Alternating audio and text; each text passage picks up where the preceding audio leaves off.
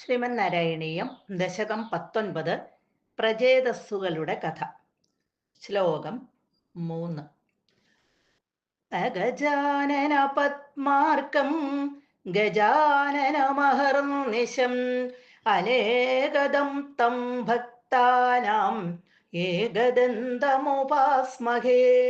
സരസ്വതി നമസ്തുഭ്യം വരദേ ജ്ഞാനരൂപിണി വിദ്യാരംഭം കരിഷ്യാമി സിദ്ധിർഭവതു may സദാ.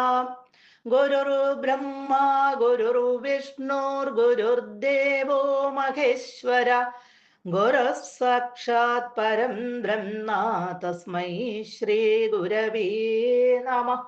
ഓം നമോ ഭഗവതേ വസുദേവായ.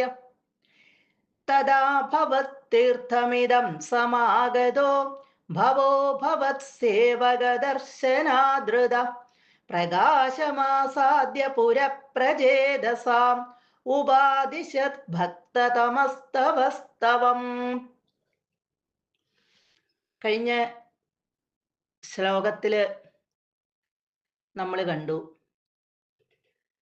പ്രാചീന ബർഹിസിന്റെ നിർദ്ദേശമനുസരിച്ച് പ്രചേതസ്സുകൾ തപസ്സനുഷ്ഠിക്കാൻ പറ്റിയ സ്ഥലം അന്വേഷിച്ച് പടിഞ്ഞാട്ട് പുറപ്പെട്ടു.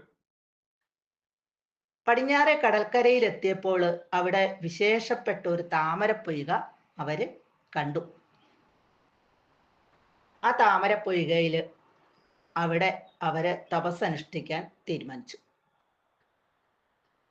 ആ പൊയ്കയുടെ അടുത്ത് ശ്രീ പരമേശ്വരൻ വന്ന് ഭഗവാൻ നാരായണന്റെ ഭക്തരെ കാണാൻ ശിവന് ഭയങ്കര ഇഷ്ടമാണ്.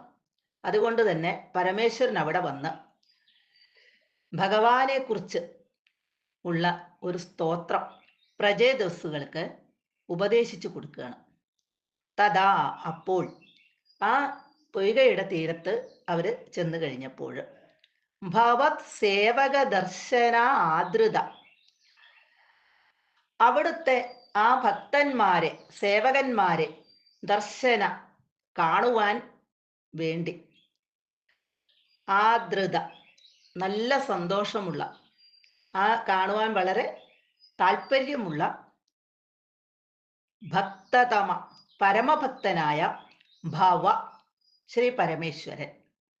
ഭവൻ ഇവിടെ പരമേശ്വരനാണ്, ശിവനാണ്.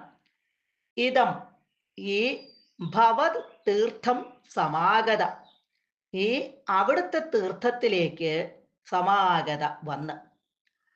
ഇവിടെ ഭഗവാന്റെ തീർത്ഥത്തിന്റെ അടുത്തേക്ക് വന്നു പരമേശ്വരൻ എന്ന് പറയുമ്പോൾ ഭഗവാന്റെ തീർത്ഥം, ആ തീർത്ഥക്കുളം, ആ താമരപ്പൊയ്ക, ഇവർ തപസ് ചെയ്യാൻ വേണ്ടി തിരഞ്ഞെടുത്ത ആ താമരപ്പൊയ്ക ഗുരുവായൂരപ്പന്റെ ആ വടക്കുവശത്തുള്ള ആ കുളം തന്നെയാണ്. ഭവത് തീർത്ഥം എന്നിവിടെ പറഞ്ഞിരിക്കുന്നതുകൊണ്ട് ഭഗവാന്റെ തീർത്ഥം, ആ തീർത്ഥക്കുളമാണ് ഇവര് പ്രചേതസ്സുകൾ തപസ്സിനായിട്ട് തിരഞ്ഞെടുത്തത്. അവിടെയാണ് അവർ തപസ്സനുഷ്ഠിച്ചത്. പ്രചേതസാം പുര, പ്രചേതസ്സുകളുടെ മുമ്പിൽ പ്രകാശം ആസാദ്യ പ്രത്യക്ഷപ്പെട്ടിട്ട്, പരമശിവൻ പ്രചേതസ്സുകളുടെ മുൻപിൽ പ്രത്യക്ഷപ്പെട്ടിട്ട് തവ സ്തവം, ഭഗവാന്റെ നിന്തിരിപടിയുടെ സ്തോത്രം ഉപാദിശത് ഉപദേശിച്ചു. ശ്രീ പരമേശ്വരൻ വിഷ്ണുവിന്റെ പരമഭക്തനാണ്. പ്രചേതസ്സുകളും ഭഗവാന്റെ ഭക്തന്മാരാണ്. ഭക്തന്മാർക്ക് മറ്റ് ഭക്തന്മാരെ കാണാൻ ആഗ്രഹമുണ്ടാവുന്നത് സാധാരണ സംഭവിക്കുന്ന കാര്യമാണ്. അതുകൊണ്ട് തന്നെ പ്രചേതസ്സുകളെ കാണാൻ ഇവിടെ ശിവൻ ചെന്നു. ഭഗവാനെ ഭജിക്കുവാനുള്ള ഒരു സ്തോത്രം പ്രചേതസ്സുകൾക്ക് ഉപദേശിച്ചു കൊടുക്കുകയും ചെയ്തു. അപ്പോൾ ഇവര് കണ്ട ആ സരസ് താമരപ്പൊയ്ക ഗുരുവായൂർ ക്ഷേത്രത്തിന്റെ ആ തൊട്ട് വടക്കുവശത്തുള്ള തീർത്ഥക്കുളമാണെന്ന് ഇതിനകത്തിൽ നിന്ന് നമുക്ക് മനസ്സിലാക്കാം. ഭാഗവതത്തിൽ അങ്ങനെ ഒരു സൂചനയൊന്നും പറഞ്ഞിട്ടില്ല, എങ്കിലും ഗുരുവായൂപുര മാഹാത്മ്യം അതിലിത് വ്യക്തമായിട്ട് പറഞ്ഞിട്ടുണ്ട്. ശിവൻ അവർക്ക് ഉപദേശിച്ചു കൊടുത്തത് രുദ്രഗീതം, അതാണ് ഉപദേശിച്ചു കൊടുത്തത്. ആ ഉപദേശിച്ചു കൊടുത്ത പരമശിവനാണ് മമ്മിയൂർ ക്ഷേത്രത്തിൽ സ്ഥിതി ചെയ്യുന്നത്. രുദ്രഗീതം വളരെ വിശേഷപ്പെട്ടതാണ്. 47 ശ്ലോകമുണ്ടത്. ഭാഗവതം 4-ാമത്തെ സ്കന്ധത്തിൽ 24-ാമത്തെ അധ്യായത്തിൽ കാണാം. ആ രുദ്രഗീതം ജപിച്ചുകൊണ്ടാണ് പ്രജേതസ്സുകൾ അവിടെ ഭഗവാനെ ഭജിച്ചത്. സർവത്ര ഗോവിന്ദ നാമ സങ്കീർത്തനം ഗോവിന്ദ ഗോവിന്ദ.